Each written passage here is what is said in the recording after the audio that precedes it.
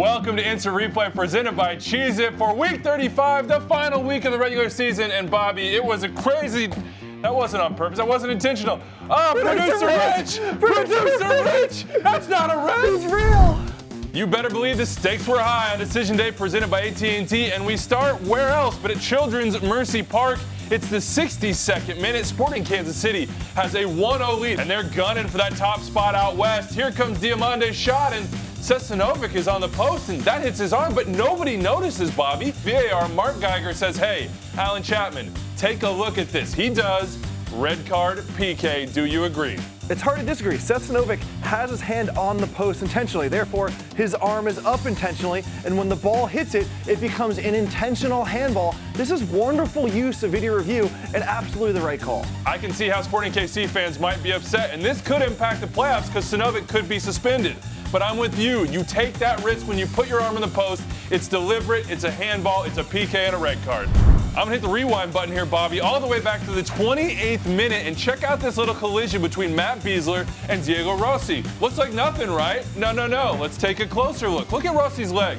That is straight, it's potentially dangerous. I think it's reckless and should have been a yellow card, but I can see why people might say red. Let's head to Red Bull Arena next, where Red Bulls won Supporter Shield with their win over Orlando, leaving Atlanta fans feeling very, very sad. But there are questions to be asked about this game, and the first comes in the 14th minute. Bradley Ray Phillips is taken down in the box by El Munir, and referee Ismail Elfaf points to the spot. Good call or not? Good call, man. Look at the contact. It's pretty obvious here. That's a penalty kick. Derek Etienne, though, he couldn't take advantage. Good for him to get some redemption. But Orlando had some opportunities to tie this game, and that would have taken the shield away. We go to the 64th minute.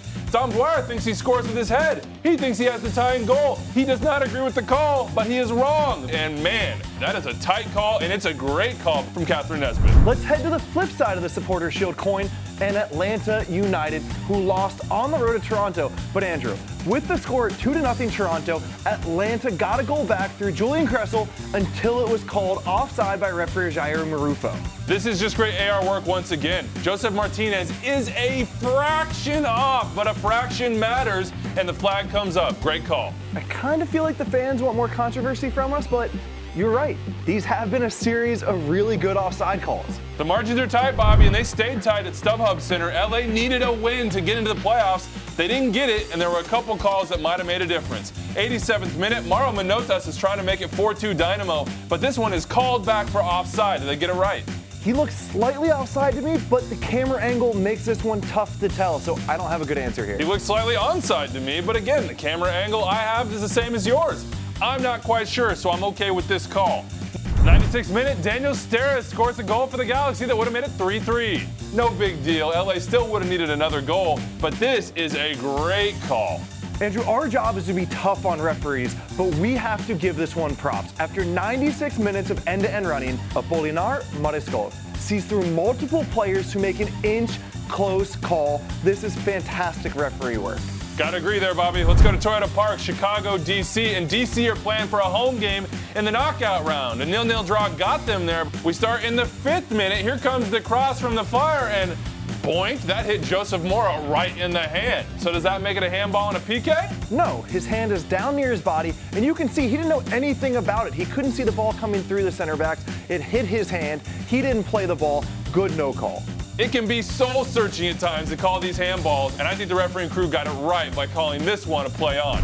All right, we're going to end the show at Dick's Sporting Goods Park, where FC Dallas needed a win to get a bye in the knockout round, only they didn't, because the Rapids won. We start in the 45th minute. Here is a initially called PK on Marlon Hairston that got overturned by video review. Bobby, I think this is a great use of the system. This was a great use of the system. I don't blame referee Chris Penso for making the PK call live. It looked to me like Hairston missed the ball. But once you go back and look at it, it's absolutely clear that Hairston won the ball and it was not a foul. Great work by the crew. But what about in the 65th minute? Kellen Acosta, rough touch, Bobby, and he goes in. Could that have been a red card? This was the toughest one of the weekend for me, but I'm a stickler for these types of plays.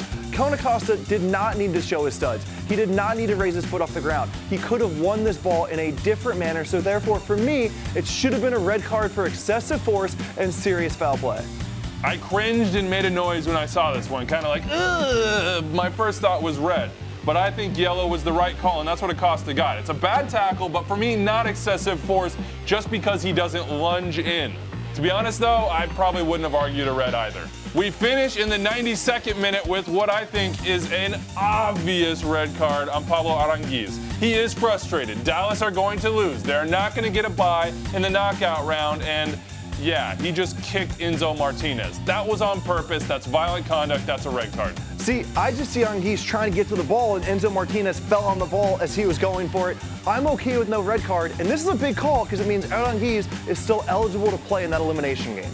All right, that's the decision day presented by AT&T, version of Instant Replay presented by Cheez-It. Bobby doesn't want to go anywhere. Hold that. Let me see if I can. Yeah, I'm going to kick you. See you, everybody.